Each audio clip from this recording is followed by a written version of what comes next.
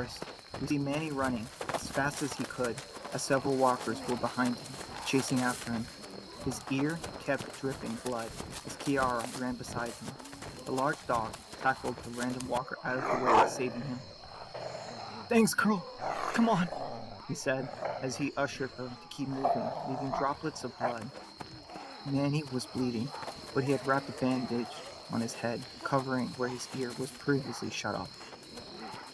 "Shit! We have to keep going. Warn the others," he said, exiting the forest. Back in Huntington, Rachel and the others were all sitting down with their heads bowed, all lined up in a circle. We see Obadiah next to him as he speaks. "Our Father, who art in heaven, hallowed be thy name." Elsewhere, we see a bloody Benjamin lying on a medical bed. He was barely conscious, fading in and out, as his left hand was handcuffed to a bed. He was in a brightly lit place where people were wearing white. "Don't lose him, all right? The general will have my ass, which means I'll have yours," Trevor warned at the doctors. "We're trying. He's lost a lot of blood," they stated. "I don't want shitty excuses. Just don't let him die," he said, leaving them. Benjamin faded out as they put a tube to his face. "Give him air! Where's the blood transfusion?" he heard before falling into a deep sleep.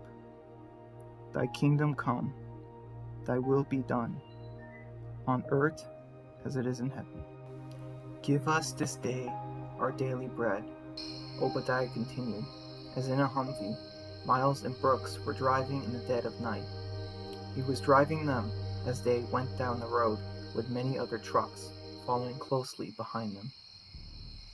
"Caden, can I ask you something?" "Commander, it's General Miles," he stated. She signed. "Sorry, General. Why did you put yourself at risk infiltrating the compound? We could have had more security on you. We lost a lot of soldiers to your new recruit." "What was that test all about inside Helios?" she asked.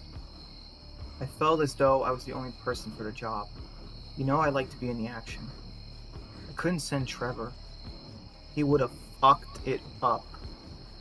Hunter would have known something was off, and I couldn't send you either. There was no one I could have trusted for that role. And as far as the little test, I wanted to see how well he could handle himself against our very own inside the place. He surprised me. We never come across an individual this capable before. And you know, he had one of their uniforms on him. That told me he ran into the CRM and killed at least one of their troopers. And you can't just kill one of them. They're never by themselves. There's always more looking around every corner," he told her. "I see," she said. "You disapprove?" he asked. "No, of course not. Cut. General, it's just that we've never done this before. We're still dealing with Isaiah Greenville, and now this. I'm just concerned that these new people might distract us from protecting everyone back in Helios. Expanding is necessary, but it's also dangerous, as it could incite possible rebellions or worse, our position being compromised. We're still nowhere in discovering the location of the CRM, and if they catch wind of us, we'll lose everything we've built, and everyone would have died for nothing," she told him. "Rome wasn't built in a day," he said, "but it fell in one," she told him. "That's right," he said, depressed. "I heard you mumbling last Saturday night about them again," she stated. "It was?" he asked. "Yes," she said. "Damn it. I don't even remember dreaming about them," he said. "I still miss them too. They would be proud of what you're doing," she told him. "I doubt it," he told her. "What? Why?" she asked. "Lacey and Kaylee were good." "I'm not," he told her. "They would have understood. Not a single soul will survive this apocalypse if the CRM still exists. Even if we finally kill all of the dead, we'll still have them to deal with. But they'll be too strong. In 10 years, there'll be virtually no one left besides them. I'm with you until the end," she said. Caden looked back at her and smiled. "Thank you, Liza," he said when the radio went off. "Sir, we're 5 minutes out from the city," a soldier on the radio said. Caden took the radio. "This is General Miles. Power down all trucks and meet at a viable sniper spot. Follow my signal," he told them. "This is it, people. Showtime," he said as they kept going.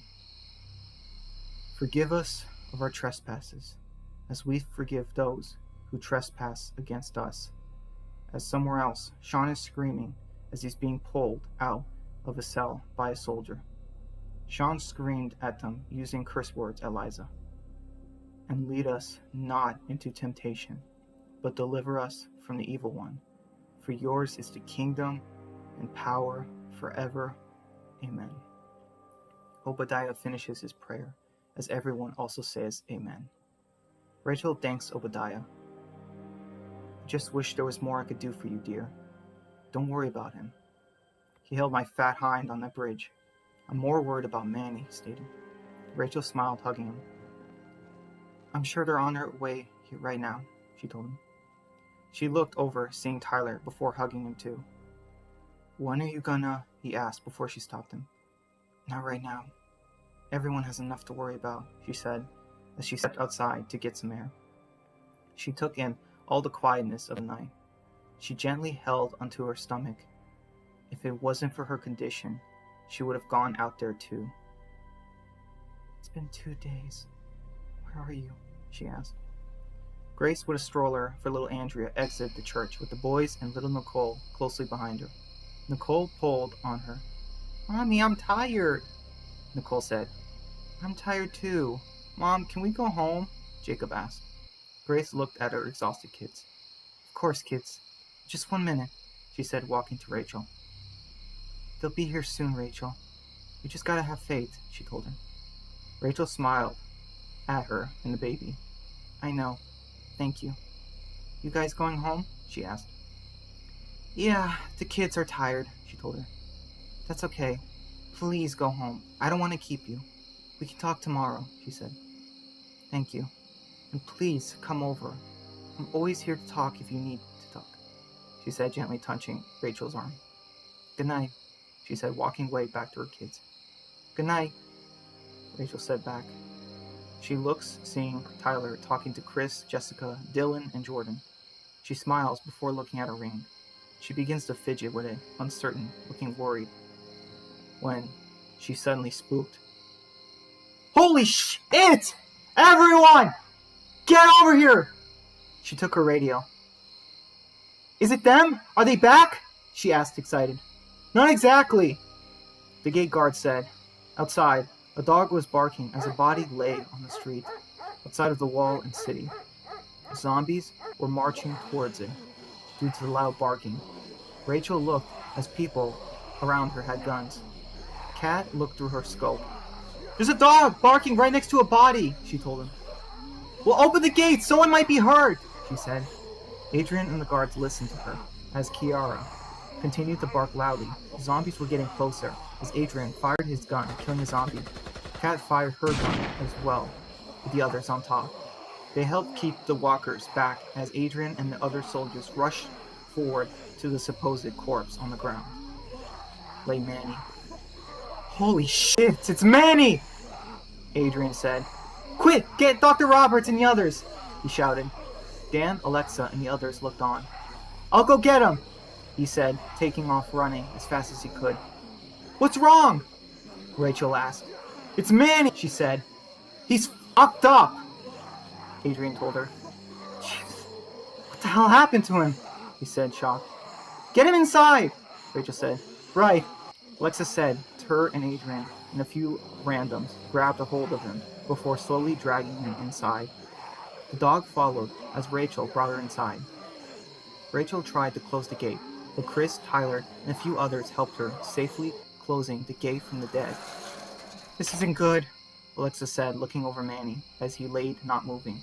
Rachel checked his pulse. "I feel a pulse, but it's faint. We're losing him. Where are the doctors?" she shouted, as momentarily Dr. Roberts and a few nurses showed up. "I'm here," she said, as they put Manny on a stretcher. "We need to hurry. He's lost a lot of blood," she said. "Someone help me carry him," she said. Obadiah offered to do it as they watched him leave, as everyone stood there, shocked and confused. A little later, we see Tyler pacing back and forth. What the hell happened out there? Tyler asked. Everyone was looking at each other and thinking. Rachel stopped for a moment and looked at Kiara. Hey girl, what are you doing all the way out here from the displacement center? She asked. How did she wind up with Manny? Chris asked. She then began to open its vest pockets. Oh, there's something here, she said, as she found several notes. What are those? Dan asked. Rachel folded out the papers. Displacement center is compromised. Warn the city. Warn Cliff. Large group, perhaps 100. Patriots. Hide Obadiah, Manny, and the others. Fall back on Emergency Protocol 10, it said on the note. Oh my god, she said. Tyler looked on. What? What is it? He asked before he took it. Shit, he said. Rachel got serious. Chris, go to your family. We don't have much time, she said, when several shots were fired. What the hell is going on now? Patrick asked. Adrian, son, are you there? He asked. No response. Everyone exited the city hall, and far away, we see someone aiming a rifle. I see multiple unknowns exiting the city hall, he stated before seeing Chris with a rifle. He fires his gun, shooting Chris in the shoulder as he drops down hard. Rachel and the others stand there horrified. Chris! They rush to him. Adrian and Kat were crouching behind cover at the gates. There's someone here! Hello! Hello! Do you guys hear me? He asked. We then see Caden and Liza exit their black Humvee. Nice walls, he said, admiring the community. She smiled, handing him a megaphone. Let's do this, she stated. By the time we're done, they're going to be begging to be one of us, he stated. In the infirmary was Obadiah, Dr. Roberts, and Manny. I should go out there, he said. And do what? She asked. Caden took on his walkie. Kill the lights, he said, when suddenly the power went out in the infirmary. Then, in their home, Grace was hiding when the lights go down in her house. Everywhere in the city, all the lights and power completely stopped. What the hell? Someone said. Many others were panicking. In their house, Jessica and her sons took a few guns. Mom, what's going on? He asked. I don't know, she said, terrified. Quick, boys, help me find some light, she said, not knowing what else to do. Back with Chris, Rachel, and the others, applied pressure to his wound. Get the doctors here, quick! When suddenly, the megaphone goes off. Greetings, residents of Huntington. I am General Miles of the Patriots of America. I know you're all scared. That's good. You should be. But don't worry. I'm not here to kill you all. I want to help you all. I'm here to integrate you all into the Patriots. This will be over real soon. May I please speak to your leader? He asked, as Adrian and everyone looked on, aiming their guns. On the tall roof, top snipers peeking into the city set their sights as they radioed in. General, another 20 civilians are heading to the gates. I'm counting 30 armed assailants.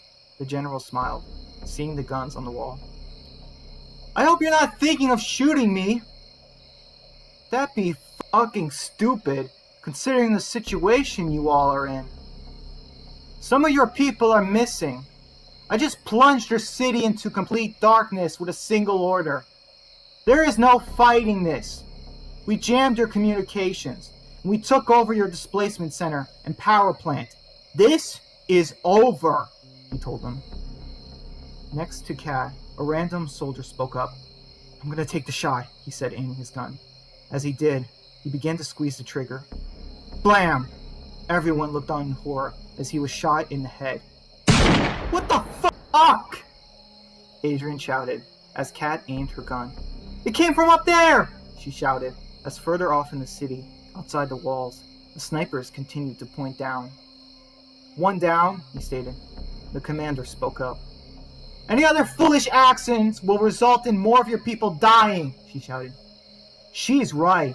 You all have lost before this even started, and so did your leader, he said as everyone's blood went cold. Rachel and Patrick made it to the front gate as Tyler looked on.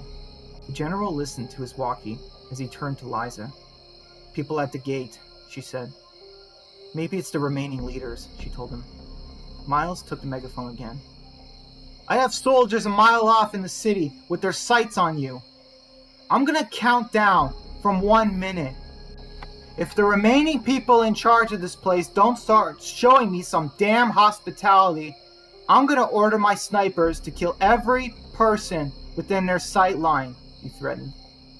The civilians began to panic and run into their homes and buildings as Tyler grabbed Rachel. "Rachel, come on, we have to get you inside," he told her.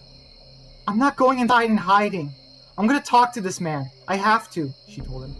"Benjamin isn't here," he told her. "We can't rely on Benjamin to save us. We have to do this on our own," she said, nervous. "I'm coming too," Patrick told her. "I'm not letting you do this alone. They have my son," Patrick said. Rachel leaned forward. "I have to do this," she told him, hugging Tyler. "Why do bad people keep finding us?" he asked. "I don't know," she said. "Rachel, we're almost out of time," Patrick told her. 10, 9, 8, 7, 6, he shouted when he heard the gates open. The Patriots aimed their rifles, but Miles smiled. "Lower your weapons," he told them. "Lower your weapons," Liza shouted, making them all obey. The two of them looked at the thin young woman and the middle-aged man stepping forward towards them from the gates. Liza and Miles watched as they came in front of them, but Miles ushered them closer. "Come closer," he said. Rach and Patrick were very terrified. In front of them was a large group of fully geared and armed men on Humvees. While they weren't directly aiming at them per se, they could feel 1,000 guns pointing at them. Rachel took a deep breath, trying to continue moving forward. Patrick gently took her hand. "I got you. We can do this," he told her. Rachel calmed down and came closer to the leader of the Patriots. "Hello there. I'm General Miles. This is my second in command, Commander Brooks," he told them. "Why the hell are you here?" Patrick said. "Where are our people?" Rachel asked. Whoa, right to damn business." "Rude, but I respect it," he told them. "What's your names?" he asked. "Rachel," she said. "Get the hell out of here, Orwell," Patrick said, until Miles smacked him in the face, knocking him down. "Dad! Son of a bitch!" Adrian said, aiming his gun when Kat stopped him. "What the hell?" he asked. "We can't fire, remember? They have us within their sights," she told him. "So what? I'm just supposed to let them hurt my dad?" he asked. "If you don't, you'll die right here. We can't do anything, Adrian," she told him. Back with the leaders, Rachel was helping Patrick up as he was starting to bleed.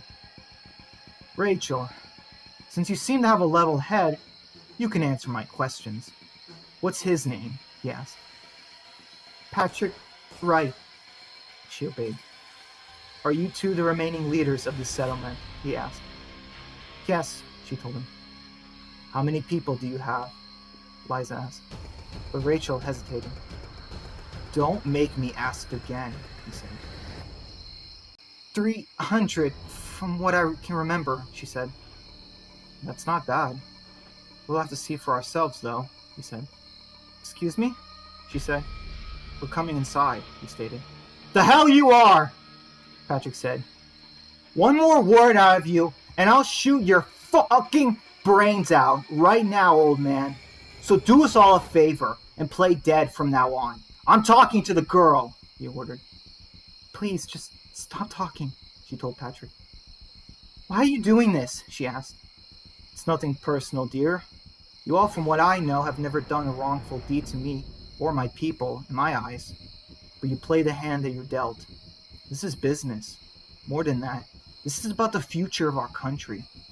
The thing is, you all not prepared for what's out there.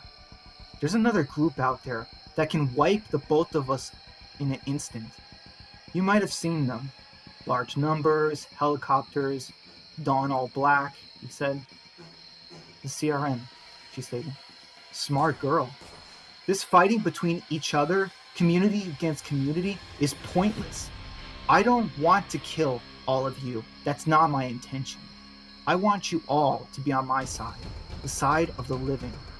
It's the only chance we have in taking down those people, he said. But then why did you do all this? You've killed and injured several of our people, are holding us at gunpoint, and captured our outposts, and captured our people, she said. Because I need you all to know how serious I am. That's why I took your leader, he said, as Rachel came closer. Where is he? What did you do to him? She asked innocently. We tested him, he said. Rachel was confused. Tested him? What the hell does that mean? She asked. We put him through a series of trials, but unfortunately he was severely injured as a result, Commander Brooks told her. Be quiet, Commander, he said. She is not supposed to know that, he said, as Liza was upset. I'm sorry, sir, she said. Severely injured? Rachel asked as her heart sank. Yes, it was an unfortunate outcome due to the recklessness of one of my officers. We're handling it internally, he told her. Rachel was crying, not knowing what to do. She was covering her mouth, nearly losing the will to keep going. Liza could see that she was hurting. I'm sorry. I know this is devastating to hear, but our best doctors are treating him as we speak, she told me. And while you won't be allowed to see him when he recovers, you can all sleep better knowing your leader is alive and working for the general, she told me. Working for you? She asked. Yes, that's correct. He'll be my soldier. As I stated, this is over. We have your leader. We have you all, he told them. Now, are you going to let us in? He asked. Rachel didn't say or do anything. Damn it. I was worried about this. Bring the brat and the other guy, he said. What the hell? Dan and Alexa and the others looked on as they saw Sean and Jose being brought from one of the trucks. They were all gagged and tied up. Holy shit! Adrian said as the two of them were brought to their knees. Tyler was aiming his gun, terrified. Sean! Rachel screamed. Thank this little guy here, Miles said, stroking Sean's hair. He's a good kid. He told us everything we needed to know. Was trying to save his friends, he told them. Yep, he gave you all up. Honestly, I'm impressed you guys managed to take a big part of this city back from the dead for yourselves. I was also impressed how you all apparently ran into the CRM and managed to survive. On top of that, all actually stole enough of their weapons, vehicles, and suits, he told them. Out of the communities we've integrated into the Patriots, we've never seen anything like yours before, he finished, as Sean looked back at Rachel. So, we're going to be a part of the same group. You all are going to join the Patriots. This is your only option, Miss Rachel, he said, cocking his gun. You can join us into freeing this country from the dead and the CRM. Help us secure a future for the next generation. A future where the kids won't have to worry about if the infected will eat them or if they'll lose their homes. You can create history right now with us here. Or you can all die right here and no one will ever remember you or anything you've done in your entire life, he stated. Rachel didn't know what to do. So, Miss Rachel, what is it going to be? He asked. This was it. Rachel had no time left. She had to make a choice, right here, right now. She could feel all the eyes on her at this very moment. She had to ask what Benjamin would do in this moment. He probably would open fire on them, fight them off, put himself in danger for Sean never giving up, probably getting injured in the process by saving as many of their people's lives in the process. She was certain now. Surrender was not an option for Benjamin. Open the gates, she said, surrendering. Everyone was beyond shocked at this. She was as well. But she was not Benjamin. He was right. This was over. They lost even before it all started. Rachel felt like a complete coward. back to the terrified little girl who would hide from her father. "Wait, Rachel, you can't!" Adrian said. "Open the gate now!" she ordered with authority. Miles and Liza looked on, well pleased. "I like her," Liza said, as Miles smiled. "Sniper, hold positions, we're entering the compound," he ordered. 10-4 General, sniper far away in the city skyscraper, said. "All sniper teams, hold fast, wait on my mark," he stated. Liza and the general entered the compound and saw everyone. They were very tense. He analyzed the streets. They were clean and had several streets. "All right, well, thank you kindly for letting us in, Miss..." "Holy shit," Liza suddenly said. He turned to her as she was completely shocked. Jessica?" she asked, as in the distance was Jessica and the boys. "No fucking way," Caden said as he came closer. Rachel and the others looked on. "Wait, she knows them?" Rachel asked. "That's her sister and nephews," he told her. Rachel was shocked, and she watched on, not knowing what to do. Some time later, we see the Patriots entering the infirmary, looking everywhere. They looked, seeing a bloody bed. "What happened here?" they asked. Dr. Roberts was talking. "One of my patients unfortunately didn't make it," she said, as outside the city was Obadiah holding a gun. Behind him lay a comatose Manny, who was still drugged out. "Damn you, Caden! What have you done?" he asked. Inside one of the homes, Jessica and Liza were talking. Soldiers just outside the house. The two sisters sat down, as they didn't know what to say.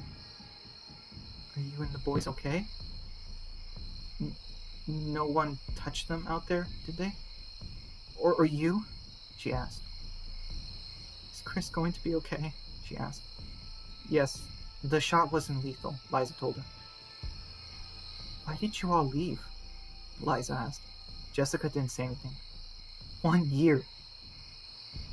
A whole year of not knowing if you or the boys were okay, she said. "You know why," she told her. "We had to leave. Caden is a monster. He's a psychopathic murderer. And no, Chris is in the hospital because of him," she shouted. "He didn't mean to, I swear. We didn't know you all were here, but we're going to fix this," she told her. "Fix what? Our broken childhood? Our broken lives? Or how about fix the broken homes and murdered people you and him caused?" she said. "I left because Chris and I didn't want our sons to become patriots," she told her. "Jessica, I love you. I love the boys," she told her. "No, you love Caden and your crusade, even though you found us. I still want nothing to do with him or you," she told her. Liza was done. "Fine. I don't give a shit. You never did see the bigger picture. You were always the weak one," she said when a slap slapped her across the face. Another slap came, but Liza grabbed her sister and restrained her. "I'm taking you home, sis. You and the boys, we're going to be a family again, whether you like it or not," she told her. An hour later, Rachel approached the general. "General, may I please speak to Sean?" she asked. Miles looked on. Granted. They brought Sean to her. Rachel hugged him warmly. "So glad you're okay," she told him, as Sean began to cry. "What's gonna happen now?" Sean asked her. "I don't," Rachel told him. "What happened to Benjamin and Carla? Did you see them?" she asked. Sean was in a cry mess. "Rachel, they," he said. "All right, that's enough," he told her, separating them. "No, I'm not done, please!" she screamed. "I'm sorry, miss, but we have work to do," he said, as they began loading up Sean, Chris, Jessica, and the boys. Rachel also saw boxes of guns and ammo from their armory. "Also, this is Lieutenant Hill. He'll be in charge here from now on. I'm leaving him and 50 of my men here to monitor the community," he told her. Everyone was shocked by this. "Wait, what the hell is this? What is this? No way!" they all shouted. Suddenly, multiple shots were fired. Loud shots, everyone covered their ears as the loud echoing kept going. After what felt like forever, it finally stopped. This isn't a negotiation! This isn't up for a vote! You are all under the protection of the Patriots of America. And so you all are going to shut up and do what the fuck I say, unless you want to take your fucking chances out there again, he told them. I am done being all nice and shit. You all need to get with the fucking program starting right fucking now. This is our community. Your guns and ammo are mine. Your soldiers are my fucking soldiers, and your future is my future. So listen to my subordinate and your new leader here, because trust me, that's the best outcome you all are ever going to get. You all have so much. You never lost everything like I did. So don't fucking test me. This is not a daycare. This is the apocalypse. It's either this or extinction, he told them all off. Everyone looked on in fear and confusion, asking Rachel what they were going to do. Rachel was swarmed with scared and frightened citizens. Oh, Miss Rachel, come here, the general said. Hill got her and moved her through the crowd. I almost forgot. We have something for you, he said, as Rachel looked, seeing several men by the trucks, dropping down suspicious mats. They were long.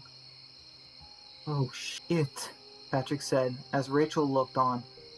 They were corpses as everyone began to gather around. Dan, Alexa, Kat, Charlotte. Dan looked over a corpse as he was covering his mouth. The smell was awful. Patrick moved closer to the second one, with Adrian closely behind him. Dan looked, seeing the first corpse on the ground. Rachel and Tyler were side by side as they looked at the other corpses. I'll be in touch, the general said, smirking, as he got inside the last truck and drove off. Patrick began to gag as Rachel got closer, trying her best not to vomit. Dan revealed the sheet. Oh God, he said. That's Peter, Alexa said, disgusted. Sarah was bursting into tears as Miranda and some of the other women comforted her. Everyone around them was horrified and looked away from the sight. His face was smashed in. They then looked, unveiling the next corpse, seeing William. No, William, no! My boy!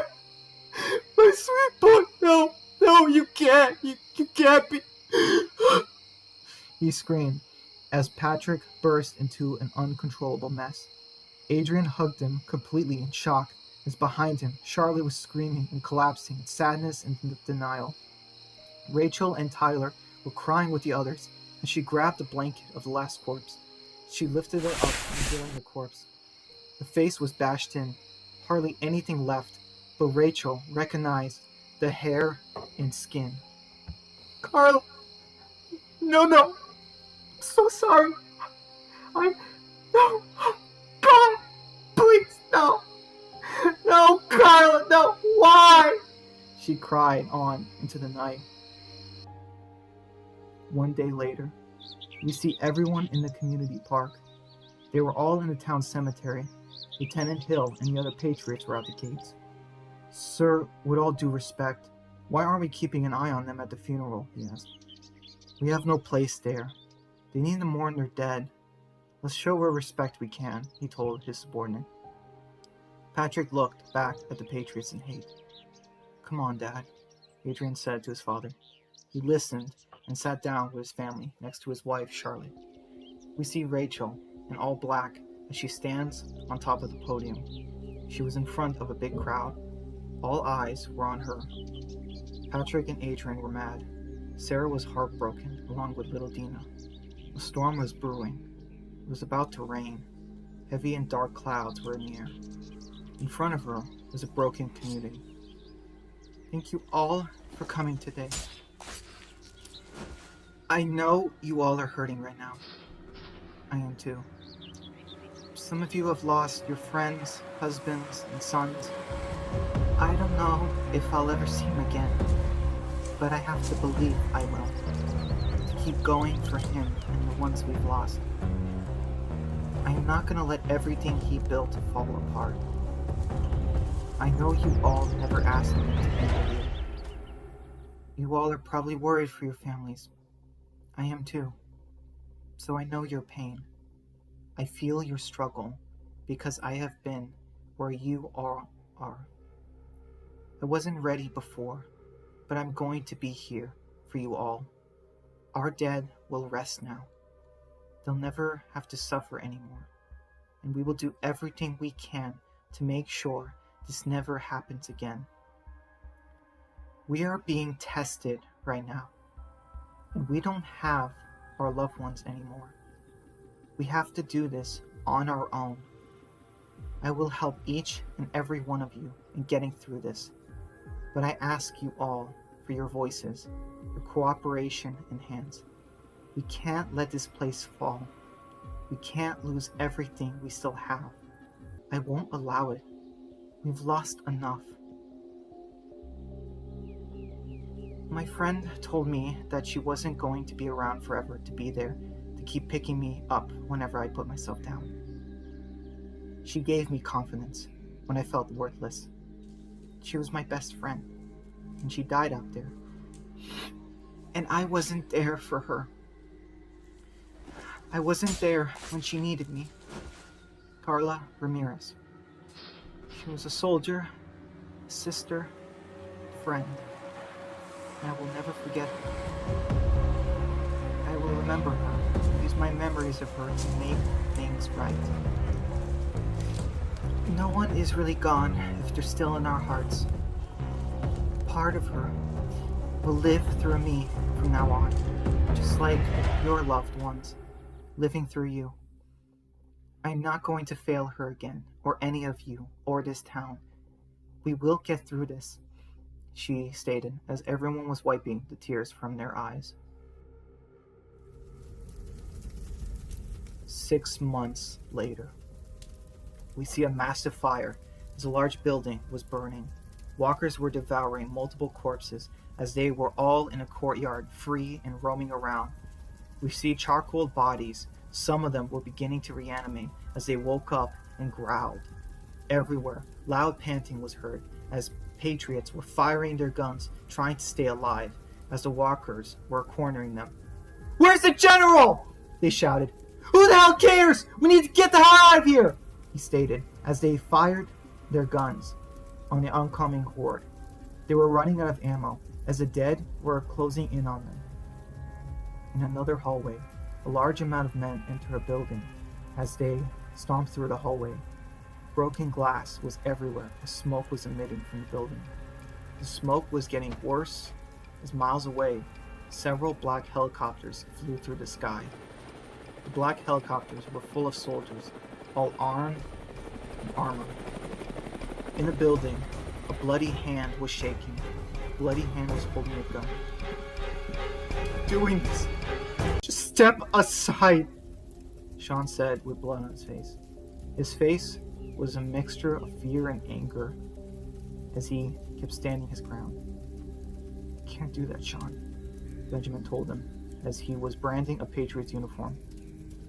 "They're all dead. There's no one left but us. It's all because of me. I thought you were gonna protect us. Protect me!" he cried. "But you couldn't protect anyone. We needed you. You took too long," Sean said. "Sean, he said, being interrupted. "So I'm doing this. I have to do this. I am doing what you've always done. Killing every last one of them. Taking out every possible threat. Making myself into something to fear," Sean said, determined. "I can't let you do that, Sean," he said. "Fuck you for doing this! For choosing them! After everything we've lost!" he said. "I'm not making you do anything, Sean. This isn't for them. This is for you. Please, just lower the gun. Come back to us. To me," he said, raising his hands. "No. You lied to me. I am done letting everyone protect me. Because they can't. I am done with people trying to shield me from the cruel world because they can't. I am done being some brat that people push around and people use and manipulate. I am done letting people tell me what to do because they don't know shit. Step aside now, Sean said. I don't want to shoot you, but I will if you make me, Sean said with tears in his eyes. Benjamin came closer. I swear I'll shoot you! Step back! Sean said, crying. Benjamin got closer, putting the gun to his heart. Sean, do you remember the day we met? He asked softly, making Sean cry even more than before. Don't do this. Don't become a monster. Don't become me. It's not right. You shouldn't have to. I love you, Sean, he said as Sean closed his eyes when the gun went off as Sean screamed, No!